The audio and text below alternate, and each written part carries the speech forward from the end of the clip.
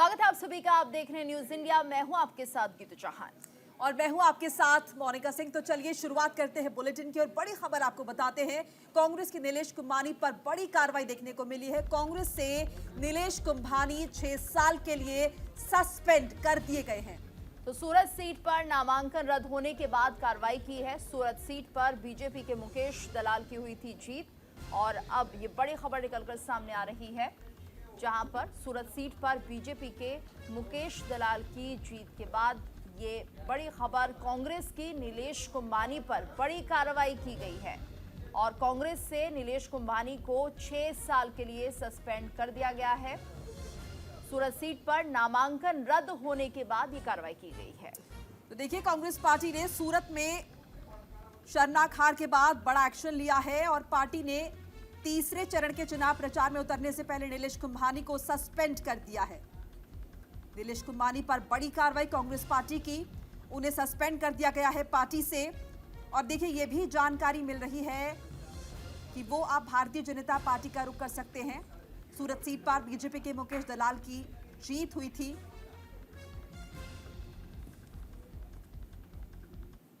और वहीं पश्चिम बंगाल से भी बड़ी खबर आ रही है, जहां पर वीरभूम में बीजेपी उम्मीदवार का नामांकन रद्द हुआ है। पूर्व आईपीएस देवाशीष धर थे बीजेपी के उम्मीदवार। 2021 में देवाशीष धर कूच बिहार के एसपी थे। शताब्दी राय है टीएमसी के उम्मीदवार।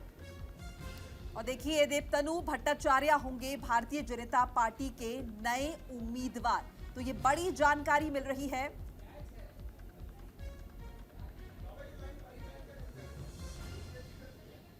और देखिए, यहां पर पश्चिम बंगाल के बीरभूम से बड़ी जानकारी सामने आ रही है। बीजेपी उम्मीदवार का नामांकन रद्द कर दिया गया है। देवाशीष धर थे भारतीय जनता पार्टी के उम्मीदवार और ये पूर्व आईपीएस हैं। 2021 में देवाशीष धर कूच बिहार के एसपी रहे थे। और वहीं शताब्दी राय है टीएमसी के उम्मीदवार। देवतनु भट्टाचार्य होंगे बीजेपी के नए उम्मीदवार। 2021 में देवाशीष धर कूच बिहार के एसपी थे और शताब्दी राय टीएमसी के उम्मीदवार बताए जा रहे हैं। ये बड़ी खबर इस वक्त आ रही है पश्चिम बंगाल से। देवतनु भट्टाचार्य होंगे बीजेपी के नए उम्मीदवार। और शाहजहांपुर से भी एक बड़ी जानकारी सामने आ रही है। समाजवादी पार्टी प्रत्याशी राजेश कश्यप का पर्चा खारिज हो गया है और भारतीय जनता पार्टी में शामिल हो सकते हैं राजेश कश्यप। ये बड़ी जानकारी आपको दे रहे हैं। बिल्कुल। और अब ज्योत्सना गौंड होगी सपा प्रत्याशी। बीजेपी में शामिल हो सकते हैं राजेश कश्यप। ये बड़ी खबर इस वक्त निकलकर सामने आ रही है। अब ज्योत्सना गौंड होगी सपा की प्रत्याशी। सपा की अगली प्रत्याशी ज्योत्सना होगी। शाहजहांपुर से इस वक्त ये बड़ी खबर आ रही है, जहां पर सपा प्रत्याशी राजेश कश्यप का पर्चा खारिज हो गया है। तो बीजेपी में शामिल हो सकते हैं राजेश कश्यप और ज्योत्सना होंगी सपा की नई प्रत्याशी।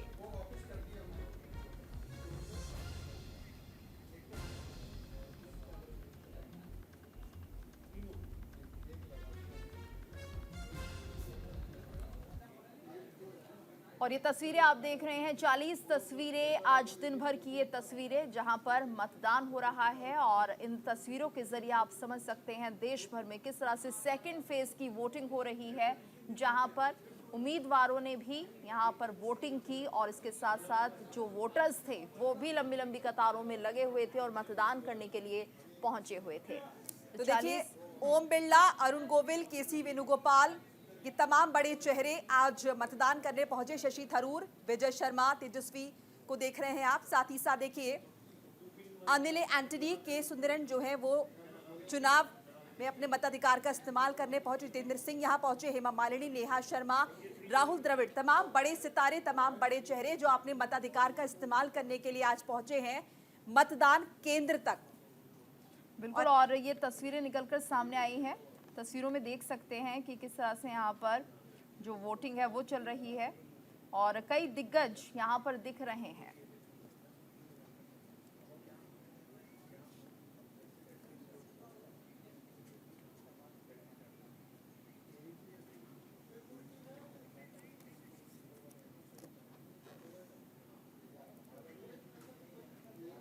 तो दूसरे चरण का मतदान आज हो रहा है और क्या क्या अपडेट रहा इसे लेकर हमारी दो सहयोगी भी हमारे साथ जुड़ चुकी हैं। हमारे साथ चारुल शर्मा जुड़ी हैं मेरठ से और हमारे साथ कंचन कनौजिया भी लाइव जुड़ चुके हैं। दोनों का रुख करेंगे। पहले चारुल से बात कर लेते हैं। चारुल, मेरठ में आप पहुंचे हैं, अरुण गोविल की साख दांव पर लगी है, आज मतदान का दिन रहा।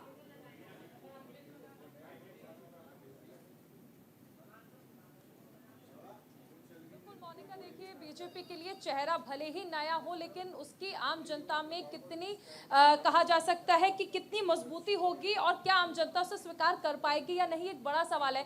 वोट परसेंटेज के हिसाब से अगर हम देखें तो सबसे अहम चीज है कि सुबह वोट परसेंटेज बहुत कम नजर आ रहा था, लेकिन 3 बजे तक के आंकड़ों के हिसाब से सबसे ज्यादा वोट परसेंटेज जो है वो अमरोहा में रहा है, जहां पर पिछली बार 2019 के नतीजे आपको याद होंगे कि 8 सीटों में जब चुनाव हुआ था तो अमरोहा एकमात्र सीट थी जो कि बीएसपी के खाते में गई थी। उसके बाद दूसरे नंबर पर अगर मतदान सबसे ज्यादा कहीं पर हुआ है तो वो मेरठ में हुआ है, जहां पर 3 बजे तक 47.52% का मतदान हो चुका है। इसके साथ अभी आप देख सकते हैं, मैं कैमरामैन से कहूंगी कि यहाँ पर तस्वीरें दिखाएं। यहाँ पर कम से कम 7 बूथ बनाए गए हैं। डीएन कॉलेज पर हम लोग मौजूद हैं। यहाँ पर अभी भी वोटर्स जो है वो पहुंच रहे हैं अपने मताधिकार का इस्तेमाल करने के लिए, क्योंकि जनता बहुत अच्छी तरह जानती है कि ये वो मौका है जो उन्हें 5 साल में एक बार मिलता है। देश की सत्ता की चाबी किसके हाथों में सौंपनी है, किस पार्टी के वादों पर, इरादों पर भरोसा करना है। कुछ लोग यहाँ पर मौजूद हैं। वोट डाला है आपने? किन मुद्दों पर वोट दिया है आज? विकास के मुद्दे। विकास के मुद्दे पर। किन मुद्दों पर वोट दिया आज? विकास के मुद्दों पे दिए, और जो बात है इसी वजह से दिए सबने, जो विकास जिसने किया है तो उसी के वोट मिलेगा। और दूसरी बात यह है कि यहाँ पर अगर हम बीजेपी के कैंडिडेट की बात कर ले तो बीजेपी के कैंडिडेट के लिए कहा जा रहा है कि जनता उन्हें स्वीकार करेगी या नहीं स्वीकार करेगी। राम के तौर पर तो उन्हें स्वीकार किया था, सांसद के तौर पर स्वीकार करेगी जनता?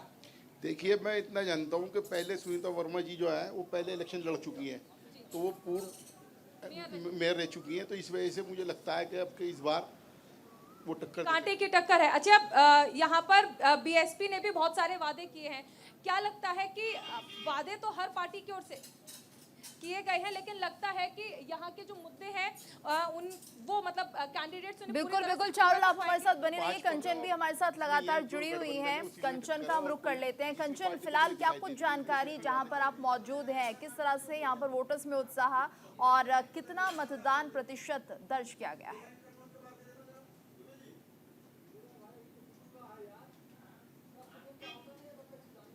फिलहाल ईसीआई के आंकड़ों के अनुसार 40% वोटिंग हो चुकी है। जैसा कि मैं आपको पीछे दिखाना चाहूंगी, स्कूल है, हालांकि ज्यादा लोग आते हुए मतदान का उपयोग करते हुए नजर नहीं आ रहे हैं। बहुत ही सूना सा माहौल है यहाँ पर, जगह जगह बहुत ही कम ही संख्या में लोग जाकर मतदान का उपयोग कर रहे हैं। ऐसा कहे कि यहाँ पर हम करीब 2 से 3 घंटे से मौजूद है, लेकिन बहुत ही कम संख्या में लोगों का आना जाना यहाँ पे नजर आ रहा है। बहुत ही कम मात्रा में कह सकते हैं कि पिछली बार की अकॉर्डिंग इस बार मतदान कहीं ना कहीं कम हो रहा है। जैसे कि पहले चरण हुआ था उसमें भी कहीं ना कहीं किसी राज्यों में कम, किसी राज्यों में ज्यादा देखने को मिला था, लेकिन आज जो गाजियाबाद में दूसरे चरण का मतदान लोकसभा चुनाव के लिए हो रहा है, कहीं ना कहीं चुनाव में फीसदी में गिरावट आई है।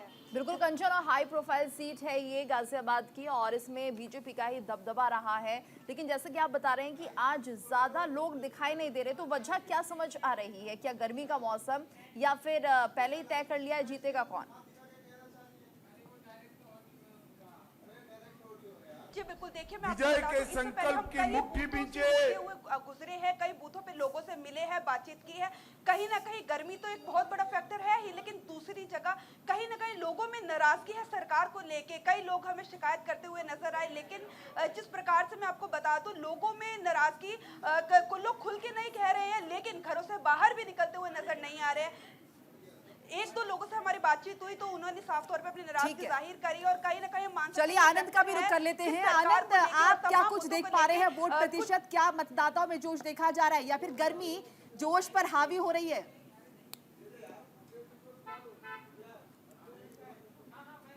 आनंद, मतदाता अपने वोट डालने से पहले कहीं ना कहीं इस चीज को सुनिश्चित करना चाहते हैं कि अपना स्वास्थ्य भी देखा जाए, और यही कारण है कि अगर उत्तर प्रदेश की बात की जाए तो गाजियाबाद के बाद दूसरी जो मेन हॉट सीट है वो है गौतम बुद्ध नगर, जहां से पूर्व केंद्रीय मंत्री महेश शर्मा पर बीजेपी ने एक बार फिर यानी तीसरी बार दांव लगाया है। पहले उनको 2014 में अपना उम्मीदवार बनाया था उसके बाद 2019 में और अब 2024 में एक बार फिर बीजेपी ने उन पर अपना भरोसा जताया है। तो कहीं ना कहीं माना जाता है कि पश्चिम उत्तर प्रदेश में गाजियाबाद और गौतम बुद्ध नगर वो सीट मानी जाती है जो बीजेपी के लिए हमेशा ही फेवरेबल होती हैं। और यही कारण है कि कहीं ना कहीं तमाम मतदाताओं को ये लगता है कि वहां पर बीजेपी ही जीत रही और कहीं ना कहीं गर्मी ने भी कुछ असर डाला है। और यही कारण है कि उत्तर प्रदेश की अगर बातें की जाए तो उत्तर प्रदेश में भी मतदाताओं का जो आंकड़ा सामने आया वो हैरान करने वाला है। जो 3 बजे तक के आंकड़े हैं उसमें उत्तर प्रदेश में 44.13% लोगों ने वोट डाला है, जिसको लेकर कहीं ना कहीं आपको याद होगा कि पहले फेज में भी जैसे ही मतदाताओं का आंकड़ा कम हुआ था उसके बाद तमाम पार्टीज ने अपने अपने अनुसार मंथन शुरू कर दिया था। बीजेपी ने उसके बाद अपने तमाम पन्ना प्रमुखों को जिम्मेदारी दी थी कि आपको अपने पन्ने में जितने भी उम्मीदवार हैं उनको माफ कीजिएगा जितने भी वोटर्स हैं उनको वोटिंग स्टेशन तक लेके जाना है, वोट कास्ट कराने में मदद करनी है और कहीं ना कहीं आप सुनिश्चित करना है कि एक एक व्यक्ति जो कि उनके पन्ने में है वो अपना वोट डाले। लेकिन उसके बाद आप देखेंगे गर्मी का असर कुछ इस कदर बढ़ रहा है जिसके चलते वोट प्रतिशत बिल्कुल आनंद, आप हमारे साथ बने रहिए। और इस वक्त हमारे साथ पूजा मोहन पांडे जुड़ गई हैं हमारी सहयोगी मथुरा से। पूजा, अगर मथुरा की बात करते हैं तो यहाँ पर वोटर्स का मिजाज क्या कह रहा है और क्या मतदान करने के लिए उतनी भारी भीड़ है जितनी होनी चाहिए? जीतू, अगर भारी भीड़ की बात की जाए तो 40% के आसपास मथुरा लोकसभा सीट पर मतदान का प्रतिशत रहा है और लोगों का उत्साह देखिए। 72-74 साल इन बुजुर्ग महिला की उम्र है।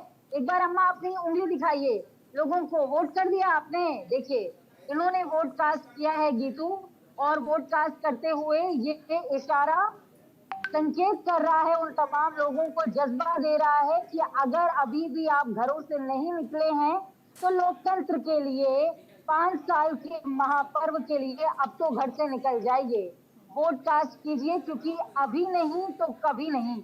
पूरी दोपहर मथुरा के अंदर जिस तरीके से वोटिंग को लेकर के रुझान रहा, मैं एक बार आपको बताऊंगी कि वोटर्स के अंदर उतना ज्यादा उत्साह नजर नहीं आया, उदासीनता बहुत ज्यादा देखने को मिली है। अब ये क्यों है ये कहना थोड़ा सा मुश्किल है।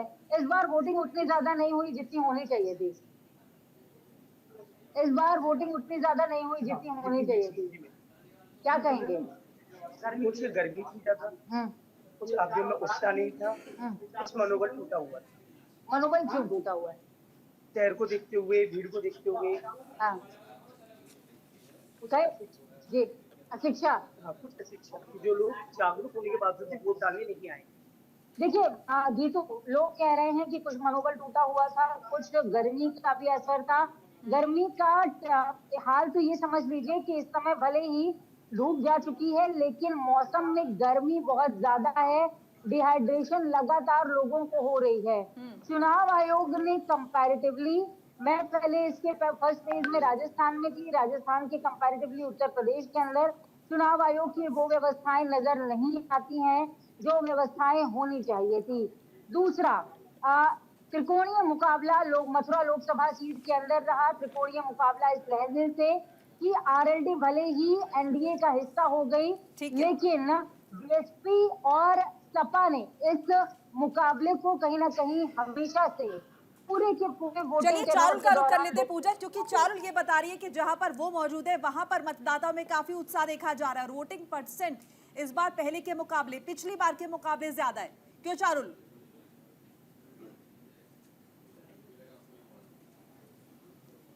बिल्कुल मोनिका, देखिए जिस तरह मैं जिक्र कर रही थी, अगर हम वोट परसेंटेज की बात कर लें तो सबसे ज्यादा अमरोहा में है, मैंने आपको जिक्र किया, और उसके बाद मेरठ। लेकिन सबसे कम अगर कहीं वोट परसेंटेज अभी तक निकलकर सामने आया है तो वो मथुरा है। यहाँ से ये समझना होगा कि कहीं ना कहीं एक जनता का जो रुझान है बड़े चेहरों को लेकर, चाहे मथुरा में हेमा मालिनी की बात कर लें या फिर बीजेपी के अरुण गोविल की बात कर लें, यानी एक्टर्स को जनता उतना ज्यादा या तो पसंद नहीं कर रही है या फिर ये सोच कर बैठी है कि ठीक है अगर उन्हें जीतना है तो वोट के लिए बाहर निकलने की जरूरत नहीं है। आप यहाँ पर भी देख सकते हैं कि इलेक्शन कमीशन की ओर से यूथ को और ज्यादा मोटिवेट करने के लिए या फिर मतदान केंद्र तक लाने के लिए यूथ पोलिंग पोलिंग बूथ बनाए गए हैं अंदर यहाँ पर युवाओं में। आप ये देखिए कि 5 बजे तक मतदान होता है, लेकिन इसके बावजूद आप इधर देखिए, मैं मनीष से कहूंगी कि हर ओर आपको दिखाएं कि अभी भी यहाँ पर लोग जो हैं वो खड़े हुए हैं और वो चाह रहे हैं कि जब उनका नंबर आए तो वो आसानी से अपने मताधिकार का इस्तेमाल कर पाए। यहाँ पर अभी भी मतदाताओं में वो उत्साह नजर आ रहा है। हालांकि इंडिविजुअल अगर हम तौर पर देखें कि हर बूथ पर बहुत ज्यादा भीड़ देखने को नहीं मिल रही है, तो यहाँ पर इलेक्शन कमीशन की ओर से एक सहूलियत दी गई है कि आपको बहुत ज्यादा कहीं चलकर जाना नहीं होगा किसी भी बूथ के लिए, ताकि आप अपने आप मतदान कर सकें, अपने मताधिकार का इस्तेमाल कर सकें। यानी जगह जगह पर आपको पोलिंग बूथ प्रोवाइड करे गए हैं, क्योंकि इलेक्शन कमीशन भी ये जानता है कि गर्मी बहुत ज्यादा है। लोगों को ये समझना होगा कि छुट्टी का दिन नहीं है, ये आपकी जिम्मेदारी है कि आपको सरकार चुननी है देश की। इसीलिए पास पास आपको पोलिंग बूथ दिए गए हैं, ताकि आप जो भी आपकी सहूलियत हो उस हिसाब से आप आगे निकल सकें और अपने बिल्कुल चारों हमारे साथ और भी हमारे सहयोगी लगे हुए हैं और वो लाइव रिपोर्टिंग कर रहे हैं, तो जानना चाहेंगे हम आनंद से। आनंद, फिलहाल जिस तरह से हम बात कर रहे हैं कि ज्यादा मतदान प्रतिशत इस वक्त नहीं दिख रहा है, क्या कुछ रुझान है? आखिर वोटर्स क्या सोच रहे हैं? क्या उनके मन में चल रहा है कि वो घर में ही बैठे और इस बार मतदान ज्यादा नहीं हो रहा है? जी बिल्कुल, अगर बात की जाए मतदाताओं से, जब हमने भी ये चीज जानने की कोशिश की कि क्या रीजन है जो लगातार मतदाता कम वोट कर रहे हैं, और जो भारत है वो मदर ऑफ डेमोक्रेसी कहा जाता है, जहां उसके लोकतंत्र की मजबूती दुनिया देखती है, लेकिन क्या रीजन है कि पहले फेज में मतदाताओं का रुझान वोटिंग को लेकर नहीं रहा, और यही सेम टर्म्स दूसरे फेज में भी देखा जा रहा है कि मतदाता वोट डालने को लेकर नहीं निकल रहे। जब कई लोगों से पूछा तो उनका साफ कहना था कि वो जो आने वाली सरकार है वो उसको जानते हैं वो कौन है, क्योंकि विपक्ष उतना मजबूत नहीं दिख रहा, उतनी चैलेंजिंग कंडीशंस में नहीं दिख रहा कि जो इस वक्त मोदी सरकार को चैलेंज कर सके। तो कहीं ना कहीं तमाम जनता जानती है कि अगली सरकार किसकी होने वाली है, और उसके साथ साथ गर्मी वो फैक्टर है, जो गर्मी इस कदर गर्मी यानी आनंद, जिस तरह से भारतीय जनता पार्टी आश्वस्त है और उन्हें लग रहा है कि 400 पार तो जाएंगे ही, जनता भी आश्वस्त है कि जीतेंगे तो चुनाव में हमें पार्टिसिपेट करने की जरूरत नहीं है। जी बिल्कुल, ये दोनों फैक्टर को देखते हुए जनता आगे बढ़ रही है। एक तो अगली सरकार किसकी होगी, और उसके साथ साथ जो जनता है कहीं ना कहीं वो जान रही है कि हमारे जो वोट है वो कहीं ना कहीं उतना योगदान दे ना दें, लेकिन आने वाली सरकार में जो वोट है प्रतिशत है, क्योंकि विपक्ष आप देखिए इस दौरान कहीं भी सामने नहीं है। चाहे उत्तर प्रदेश की बातें की जाए, उत्तर प्रदेश के लिए कहा जाता है कि दिल्ली का रास्ता लखनऊ से होते हुए जाता है, और लखनऊ इस बार आश्वस्त है कि उसकी 70 से ज्यादा यानी 70 से 72 तक के लगभग की सीटें आने वाली है, और यही कंडीशंस बाकी स्टेट में भी रहेगी। तो उसको लेकर जनता कहीं ना कहीं आश्वस्त है कि विपक्ष नहीं है, सरकार आश्वस्त है कि विपक्ष नहीं है। यही कारण है कि जो वोट प्रतिशत बढ़ रहे हैं, सीधे बीजेपी के तमाम उम्मीदवार या तमाम नेता बता रहे हैं कि हमारे वोट बैंक है। और दूसरा फैक्टर ये गर्मी है, जो गर्मी ने कुछ इस कदर लोगों को दहशत डाली हुई है कि दोपहर में लोग निकलने तक के लिए कई बार सोच रहे हैं, क्योंकि जो आलम इस वक्त है दिल्ली की अगर बात करें, एनसीआर की बात करें, तो टेम्परेचर वो 40 के आसपास जा रहा है, जिसके चलते लोग दोपहर में तो निकलने से सोच रहे हैं, नहीं निकल रहे हैं, लेकिन शाम होते होते जो परसेंटेज जी बिल्कुल हमारे साथ बिल्कुल आनंद, आप बने रहिएगा हमारे साथ। हमारे सहयोगी प्रशांत भी जुड़ गए हैं। प्रशांत, क्या कुछ वोटर्स के मन में इस वक्त चल रहा है, और जहां पर आप मौजूद हैं वहां पर क्या हाल है, कितना मतदान हो रहा है? जी देखिए, मैं कोटा में मौजूद हूं। वोटर्स अच्छी संख्या में आज वोट कर रहे हैं। अगर 3 बजे तक का हम आंकड़ा देखें तो पिछली बार जो पहले चरण में राजस्थान में 3 बजे तक का आंकड़ा था, उससे लगभग 9% ज्यादा वोटिंग हो चुकी है। और पूरे राजस्थान की हम बात करें, जैसे कोटा, तो यहाँ 54% के आसपास वोट डल चुका है। पूरे राजस्थान में 50.26% के आसपास वोटिंग हुई है। सबसे ज़्यादा वोटिंग बांसवाड़ा में हो चुकी है, उसके बाद बाड़मेर में, और वहीं लगभग पूरे राजस्थान में शांतिपूर्ण चल रहा है। लेकिन कुछ जगह घटनाएं भी हुई हैं जिनका मैं जिक्र करना चाहूँगा। जैसे बाड़मेर में कांग्रेस प्रत्याशी उम्मीदवार बेनीवाल और रविंद्र भाटी के समर्थकों के बीच में झड़प हुई है। वहीं वहाँ से हरीश चौधरी जो कांग्रेस के विधायक होते थे, उनके और जोधपुर आईजी विकास कुमार के बीच भी झड़प हुई है। वहीं उनके अलावा अगर हम बात करें तो टोंक सवाई माधोपुर से भाजपा प्रत्याशी सुखबीर सिंह जौनपुरिया ने भी फर्जी मतदान का आरोप लगाया है, और उन्होंने भी उसको लेकर चुनाव आयोग से शिकायत की है। उसके अलावा हम बात करें पूरे और राजस्थान की, तो देखिए मैं आपको बताऊं, एक मौसम में भी बदलाव आया है जिसका भी फर्क देखने को मिला है। जिस दौरान बारिश हुई उस दौरान थोड़ा मतदान पर असर पड़ा था, लेकिन अब मौसम सुहावना हो गया है, तो उससे मतदान वापस स्मूथ चल रहा है। बूंदी, झालावाड़, कोटा इन जगह बारिश हुई थी और जिसके कारण कुछ देर के लिए मतदान को प्रभावित हुआ। बूंदी में आपको मैं बता दूं कि बारिश के दौरान बिजली भी गिरी है, जिससे 3 लोगों की मौत भी हो गई है। वहीं हम बात करें पाली लोकसभा क्षेत्र की, तो पाली में भी 2 घंटे मतदान रुका रहा। मतदान के केंद्र पे परेशानियों का सामना करना पड़ा, लेकिन उसको भी सुलझा लिया गया। अभी मतदान सुचारू रूप से पूरे राजस्थान की 13 सीटों पे जारी है। जी चलिए कंचन का रुख कर लेते हैं। कंचन, देखिए पिछली बार 2019 में जब चुनाव हुए थे तो 23 मई तक तो नतीजे आ गए थे और आज 26 अप्रैल है, दूसरे चरण का मतदान है। तो ये एक बड़ी वजह के माने मौसम, जिसके लगातार तमाम जो हमारे सहयोगी वो जिक्र कर रहे हैं, जिसकी वजह से असर जो है वो पड़ रहा है मतदाताओं पर और इसीलिए वो घरों से बाहर निकलने से जरा हिचकिचा रहे हैं। जी बिल्कुल, देखिए मैं आपको बता दूं, एक गर्मी का होना और बेहद ही ज्यादा होना एक बड़ा फैक्टर तो है। इस साथ में कहीं ना कहीं जिस तरीके से लगातार इंडिया गठबंधन के तमाम बड़े नेता, कांग्रेस आला कमान लगातार कहते आ रहे थे कि जनता में अंडर करंट है, लेकिन क्या वाकई में जिस प्रकार से पहले और दूसरे चरण में कम मतदान हुआ है, क्या ये माना जाए कि जिस तरीके से लगातार बयानबाजियां हो रही है पक्ष विपक्ष की तरफ से कि अंडर करंट है और आपसे अपडेट लेंगे। फिलहाल यहाँ पर एक छोटे से ब्रेक के लिए हम रुक रहे हैं, जल्द हाजिर होते हैं। आप सभी हमारे साथ बने रहिएगा। ब्रेक के बाद आप सभी का स्वागत है। दूसरे चरण का मतदान आज सुबह से लगातार जारी है, लेकिन जैसे कि लगातार हमारे सहयोगी बता रहे हैं जो कि ग्राउंड जीरो पर मौजूद है कि कहीं ना कहीं मौसम का, गर्मी का जो है वो भारी असर देखा जा रहा है। हमारे साथ चारुल बनी हुई है मेरठ से, हमारे साथ पूजा मोहन पांडे जुड़ी है मथुरा से, इसके अलावा प्रशांत हमारे साथ जुड़े हैं कोटा से, आनंद कुमार सिंह है हमारे साथ गौतम बुद्ध नगर से और कंचन कनौडिया हमारे साथ जुड़ चुकी है गाजियाबाद से। चारुल, कंचन आपकी बात अधूरी रह गई थी ब्रेक से पहले, जैसे कि हम लगातार जिक्र कर रहे थे कि आपने कहा कि एक बड़ी वजह गर्मी तो है ही, लेकिन कहीं ना कहीं दूसरी वजह का भी आप जिक्र कर रही थी। मैं चाहूंगी कि हमारे दर्शकों को बताएं। देखिए मैं जिक्र कर रही थी कि गर्मी तो एक बड़ा फैक्टर है ही, लेकिन कहीं ना कहीं वोटरों में जिस प्रकार से तमाम विपक्षी पार्टियां, तमाम सीनियर लीडर्स जो है वो कहते हैं कि जनता में इस बार अंडर करंट है। 2019 से 2024 का चुनाव बिल्कुल अलग है, लेकिन ये ग्राउंड जीरो पर भी देखने को मिला है। कुछ लोग हैं जो कुछ एक तबका है जो अपना खुलकर वोटर जिस प्रकार से अपनी बातें रखता था, बातें बताता था, शेयर करता था, वो करता नजर नहीं आ रहा है। फिलहाल चुपचाप जाना, चुपचाप बाहर आना, अपनी समस्याओं का भी जिक्र ना करना, नाराजगी जताते हुए एक मूड में बाहर निकलना। हमारे साथ एक सीनियर सिटीजन है, मैं आपकी इनसे बात कराना। अभी कंचन आपको रोक रही हूँ। इस वक्त हम रुक कर रहे हैं छत्तीसगढ़ का, जहां पर अमित शाह संबोधित कर रहे हैं।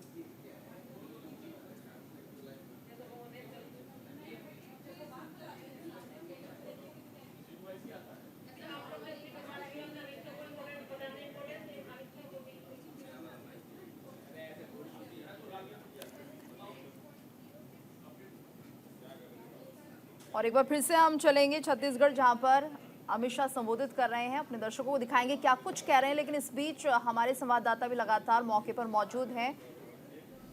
उसका भी 12 लाख से अधिक किसानों को पुराना बोनस भी देने का काम भारतीय जनता पार्टी की सरकार ने किया। भाई और बहनों, मैं भी सुन रहा था, ये राहुल बाबा को तोते की तरह किसी ने ओबीसी समझा दिया है।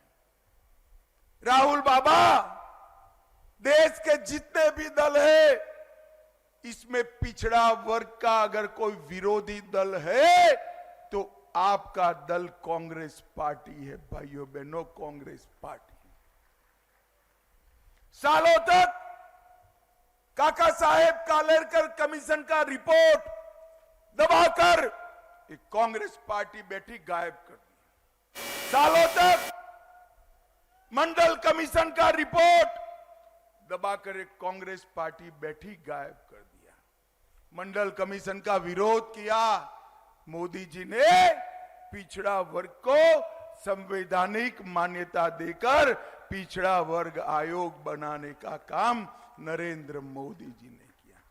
केंद्र की सभी जगह पर रिजर्वेशन देने का काम नरेंद्र मोदी जी ने किया है। और भाई और बहनों, ये झूठ फैलाते हैं कि भाजपा आरक्षण हटा लेगी। मैं कहकर जाता हूं, एससी, एसटी, और ओबीसी के आरक्षण को कोई हाथ नहीं लगा सकता। ये मोदी गारंटी है, मोदी गारंटी। भाई और बहनों, जनजाति का भी सम्मान भारतीय जनता पार्टी ने किया। और ये विजय भाई आज बहुत कम बोले, चुपचाप बैठ गए हैं, मगर मैं आपको बताता हूं, आपके क्षेत्र के काम के लिए हर मंत्री से झगड़ा करने वाला सांसद कोई अगर एक है तो आपका सांसद विजय बघेल। ग्राम सड़क योजना के लिए सबसे ज्यादा 500 किलोमीटर की सड़क दुर्ग क्षेत्र में आई। दुर्ग दिल्ली राजहरा के बीच सीमित ऊंचाई वाले रोड का ओवरब्रिज का निर्माण इन्होंने कराया। अमृत भारत स्टेशन के तहत 1500 करोड़ से दुर्ग सहित छत्तीसगढ़ के 7 रेलवे स्टेशन का विकास हो रहा है और 7000 यात्रियों की क्षमता वाले प्रतीक्षालय भी छत्तीसगढ़ में बन रहे हैं। 60 करोड़। और सीधे आपको बताते हैं बड़ी खबर संभल से जो कि सामने आ रही है। संभल में सीएम योगी का कांग्रेस पर बड़ा हमला। अल्पसंख्यकों को पसंद के खाने की छूट देना चाहते हैं कांग्रेसाइतों को खुशी की छूट मिलेगी, ये योगी आदित्यनाथ ने कहा है। तो ये बड़ा बयान इस वक्त सामने आ रहा है, बड़ी खबर है ये, और कहा है कि कांग्रेस आई तो गौकशी की छूट मिलेगी। सीएम योगी आदित्यनाथ ये कह रहे हैं, ये भारत की आस्था के साथ खिलवाड़ कर रहे हैं। अल्पसंख्यक को हमारी गाय को खाने की छूट देंगे, जबकि हमारा शास्त्र गाय को विश्व माता कहता है। सीएम योगी का ये बयान आया है, हिंदुस्तान कभी से स्वीकार नहीं करेगा। योगी आदित्यनाथ की तरफ से ये बयान सामने आया है। तो देखिए बड़ी जानकारी सामने आ रही है जिसमें संभल में मुख्यमंत्री योगी आदित्यनाथ संबोधित कर रहे थे और संबोधित करते हुए कांग्रेस पार्टी पर बड़ा हमला बोला और कहा कि अल्पसंख्यकों को छूट देना चाहते हैं कांग्रेस पार्टी वाले, और अगर कांग्रेस सत्ता में आई तो गौकशी की छूट मिल जाएगी। ये भारत की आस्था के साथ बड़ा खिलवाड़, ये मुख्यमंत्री योगी आदित्यनाथ ने कहा है। तो संभल में सीएम योगी का कांग्रेस पर ये बड़ा हमला, और उन्होंने साफ तौर पर कहा कि कांग्रेस ये वादा कर रही है अल्पसंख्यकों को कि अगर हम सत्ता में आए तो आपके पसंद के खाने की छूट दे देंगे। कांग्रेस आई तो गौकशी की छूट मिलेगी, सीएम योगी आदित्यनाथ कह रहे हैं, और ये भारत की आस्था के साथ खिलवाड़ हो रहा है। अल्पसंख्यकों को हमारी गाय को खाने की छूट कैसे दी जाएगी, जबकि हमारा शास्त्र गाय को विश्व माता कहता है। और देखिए योगी आदित्यनाथ ने कहा कि हिंदुस्तान कभी इसे स्वीकार नहीं करेगा, क्योंकि हमारे शास्त्र में इस बात का जिक्र है। गाय को हम पूजते हैं, गाय हमारी माता है, ये योगी आदित्यनाथ कहते हुए नजर आए अपने संबोधन में, और कांग्रेस पार्टी पर बड़ा हमला बोलते हुए नजर आए। कांग्रेस ने अपने घोषणा पत्र में 2 बातें और कही हैं। विरासत टैक्स के साथ साथ उन्होंने एक बात और कही है, उन्होंने कहा है अल्पसंख्यकों को उनकी पसंद की खाने की स्वतंत्रता देंगे, यानी वह गौकशी कराने का खुली छूट देंगे। क्या आप गौकशी को छूट देंगे क्या? अरे इन बेशरम लोगों को देखो ना, भारत की आस्था के साथ कैसे खिलवाड़ कर रहे हैं। कह रहे हैं उनको खुली छूट देंगे। अरे कैसे हो सकता है? जिस गाय को हम माता मानते हैं, जिसको हमारा शास्त्र कहता है कि गाओ विश्वस्य मातरम्, उस गौ माता को एक काटने के लिए देंगे कसाईयों को। क्या हिंदुस्तान इसको स्वीकार कर पाएगा क्या?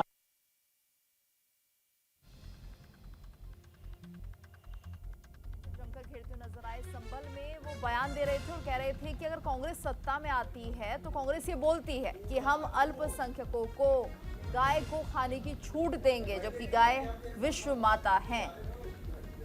तो देखिए दूसरे चरण का मतदान, कुछ ही वक्त बाकी रह गया है मतदान में, और तीसरे चरण की तैयारी नजर आ रही है जिस तरह से बयान दिए जा रहे हैं।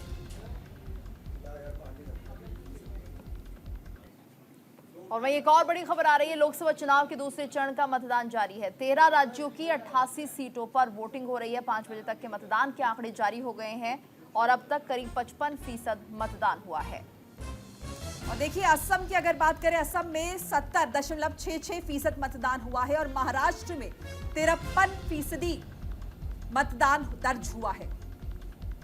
और बिहार की बात करें तो यहां पर 52.63% मतदान हुआ है। राजस्थान में 49.19% मतदान, कर्नाटक में 63.90% मतदान हुआ है।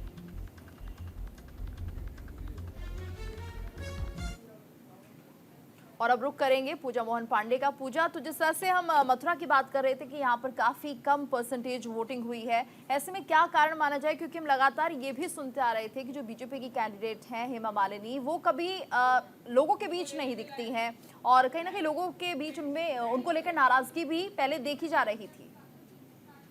बिल्कुल जीतू, हेमा मालिनी को लेकर के भले ही लोगों के बीच में नाराजगी हो, लेकिन लोग जानते हैं कि उन्हें किन्हें चुनना है। प्रधानमंत्री नरेंद्र मोदी का चेहरा आगे है, वो इस बात को समझ रहे हैं। तो हेमा मालिनी के होने ना होने से बहुत ज्यादा फर्क इस सीट पर नहीं पड़ता है, लेकिन हाँ, इतिहास जरूर लिख दिया जाएगा। अगर हेमा मालिनी इस सीट पर जीतती हैं तो हैट्रिक लगाने वाली पहली कैंडिडेट बन जाएंगी। अब एक बार जरा ये जिस बूथ पर मैं खड़ी हूँ, इस बूथ की स्थिति देख लीजिए। इस बूथ के तमाम कर्मचारियों ने मुझसे कहा कि मैडम हो सके तो एक बार अपनी टीवी स्क्रीन पर आप ये जरूर बोलिए कि सुबह से हमें भी पानी नहीं मिल पाया है। एक तो प्रचंड गर्मी, दूसरी तरफ पानी की व्यवस्था नहीं, वोटर्स का रुझान नहीं। वोटर्स आश्वस्त हैं कि एक पर्टिकुलर पार्टी ने तो ऐलान कर ही दिया है, सामने मजबूत विपक्ष खड़ा नहीं है। तो मथुरा के अंदर लोकसभा चुनावों में वोटिंग परसेंटेज कम रहने के पीछे बहुत सारे ऐसे फैक्टर्स थे जिन्होंने काम किया है जीतू। सबसे खास बात क्या है, न्यूज इंडिया अभी भी उन तमाम लोगों से अपील कर रहा है कि अगर आप घरों से अभी नहीं निकले हैं तो घरों से निकल के वोट कास्ट कीजिए। इन लोगों की तरह जो आखिरी कड़ी में ही सही लेकिन पोलिंग बूथ तक तो पहुंच गए हैं और अपना मतदान दे रहे हैं, क्योंकि कहते हैं कि ये दान महादान है। हर त्योहार साल में एक बार आता है, लेकिन ये जो वोटिंग का महापर्व है, लोकतंत्र का महापर्व है, 5 साल में एक बार आता है। आपकी सरकार चुनने का मौका है, लास्ट के कुछ मिनट बचे हुए हैं। अगर आप अभी पोलिंग बूथ पर पहुंच जाते हैं तो भले ही शाम के 7 बज जाएं, आपका वोट करवाया जाएगा। इन लोगों की तरह जागरूकता दिखाइए, उधर भी कुछ महिलाएं हैं, उनकी तरह जागरूकता दिखाइए और वोट कास्ट कीजिए। वोट कास्ट करना बहुत ज्यादा जरूरी है। और न्यूज इंडिया उन तमाम प्रशासनिक लोगों से, चुनाव आयोग से ये अपील करता है, ये निवेदन करता है कि प्लीज नेक्स्ट चरण में, अगले चरण में आप व्यवस्थाओं का बहुत ख्याल रखिए। देखिए बुजुर्ग हैं, यहाँ से अभी 100 साल इनकी उम्र है, ये वोट कास्ट करके अभी अभी निकले हैं। बाबा वोट कर दिया? वोट कर दिया? उंगली दिखाइए, ऐसे दिखाइए। देखिए जीतू, 100 साल इनकी उम्र है और वोट कास्ट करने के लिए पहुंचे हुए हैं। भले ही आखिरी दौर है वोटिंग का, लेकिन अभी भी इन्होंने अपनी जिम्मेदारी समझी। बिल्कुल इसी जज्बे की दरकार है और इसी जज्बे की जरूरत है कि आपको भी अपने घरों से बाहर निकलना है, वोट करना है। कंचन का रुख कर लेते हैं, पूजा कंचन से बात कर लेते हैं। कंचन भी हमारे साथ बनी हुई है। कंचन, जैसे कि अभी पूजा भी जिक्र कर रही थी और तमाम हमारे सहयोगी भी, कि कहीं ना कहीं विपक्ष जिस तरह से मजबूती के साथ सामने नहीं आ पाया है, ये एक बड़ी वजह। लोगों ने ये मान लिया है कि इस बार क्या होना है। अगर एनडीए ये दावा कर रहा है कि 400 के पार जाएंगे, बीजेपी अगर ये कह रही है, तो शायद लोग भी उतने आश्वस्त हो गए हैं और ये एक बड़ी वजह कि वो लोग इसीलिए अपने घरों से बाहर नहीं निकल पा रहे।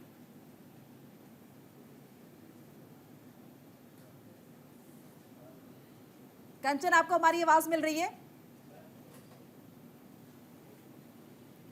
और इस बीच ये तस्वीरें आ रही हैं अशोक गहलोत मतदान करने के बाद, उनकी तस्वीरें। और इससे पहले लगातार जो ये वीआईपी हैं वो अब मतदान करके बाहर निकल रहे हैं। ये तस्वीरें हम आपको दिखा रहे हैं। और उमा भारती आप देख सकते हैं वोटिंग करने के लिए पहुंची हुई है मतदान केंद्र।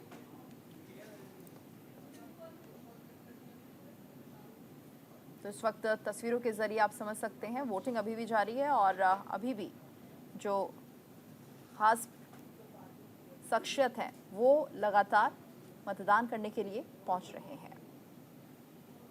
तो बड़े चेहरे आप देख सकते हैं अभी भी मतदान करते हुए दिखाई दे रहे हैं।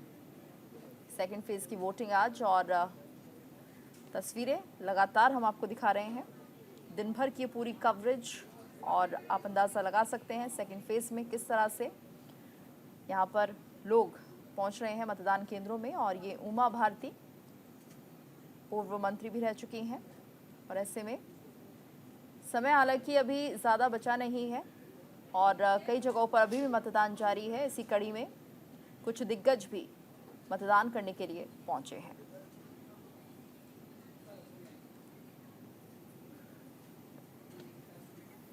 तो पूजा मोहन पांडे हमारे साथ लगातार बनी हुई हैं और दर्शकों से ये अपील भी कर रही हैं कि वो अपने घरों से बाहर निकले।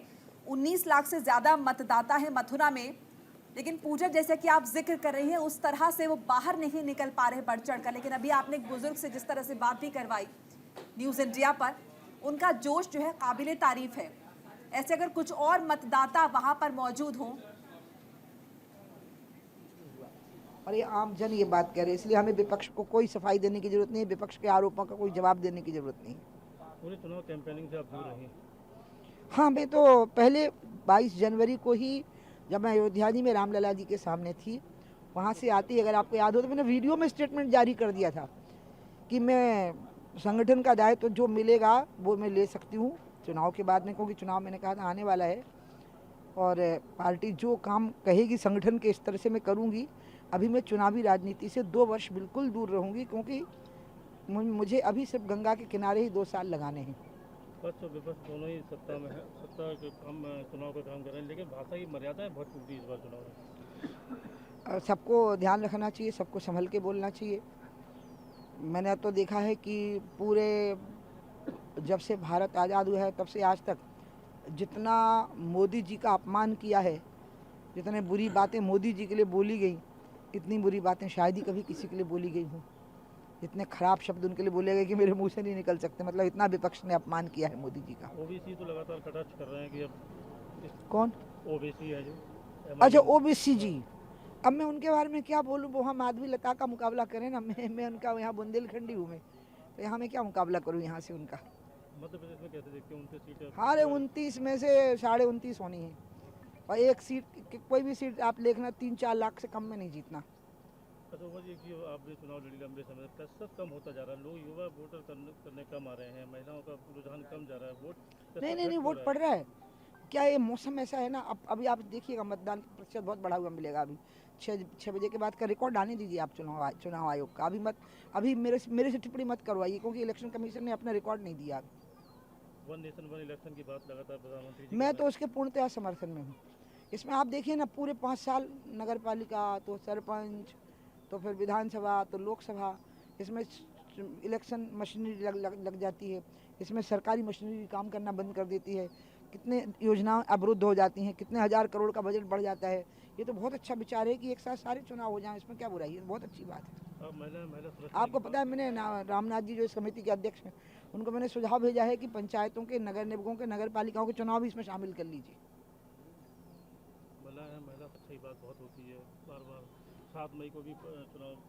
महिला सुरक्षा के मामले में जो मोदी जी ने महिलाओं को स्थान दिया, वो तो आज तक मिला ही नहीं। कोई महिला डिफेंस मिनिस्टर नहीं बनी, कोई महिला कॉमर्स मिनिस्टर नहीं बनी, कोई महिला HRD मिनिस्टर नहीं बनी, वो सिर्फ मोदी जी के साथ, और कोई महिला जन संसाधन मंत्री नहीं बनी। इसके पहले तो महिला बाल विकास, पंजीरी बनाओ, आटा हलवा बनाते रहो, यही काम मिलता था महिलाओं को।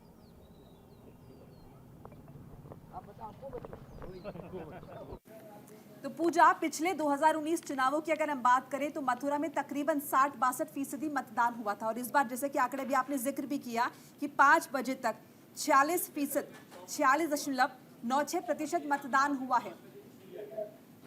बिल्कुल माना ये जा रहा है मोनिका, क्योंकि देखिए 5 बजे के बाद मौसम यहाँ का थोड़ा सा ठीक हुआ है, तो इस वजह से आप ये मान सकती हैं कि लास्ट में जब 6 बजे के बाद के चुनाव आयोग के आंकड़े आएंगे तो हो सकता है कि वो 50 को क्रॉस कर जाएं और 50-55 के अराउंड होंगे।